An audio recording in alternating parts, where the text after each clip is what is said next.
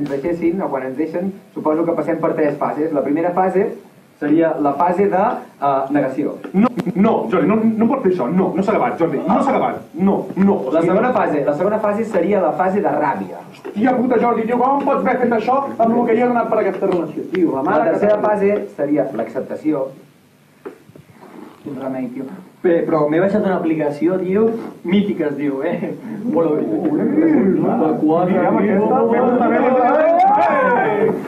I la quarta fase seria anar al súper més proper de la cantonada, al pati de la cantonada, a comprar-te una terrina XL de Häagen-Dazs i passar-te la tarda de diumenge mirant el diari de Noah. Com han deixat, el que he fet és venir a l'abadia de Palamós a reflexionar i a pensar.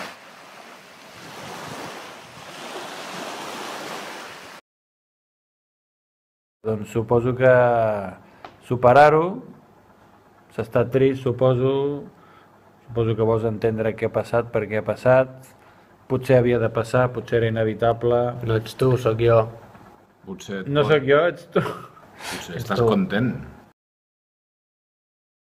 Quan em van deixar, vaig caminar cap a casa, em vaig posar dintre el llit i vaig dormir.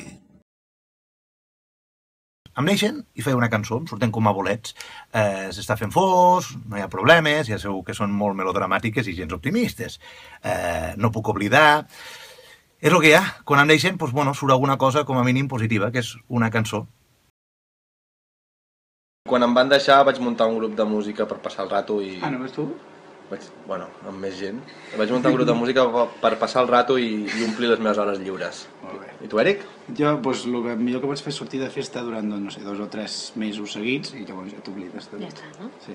I tu, Roser? Jo vaig deixar que ells dos em tallessin els cabells molt fort. Jo que podeu fer quan us deixen, jo ho he fet, i funciona, és fer molt esport. Us passeu 2 mesos cada dia corrent i ja veureu que l'esport el que fa és justament relativitzar tots els problemes que un està vivint. De tota manera, si ara us deixessin, si a mi ara em deixessin, el millor que podríeu fer és llegir El Pau m'ha deixat de la Núria Casas. A llegir-lo!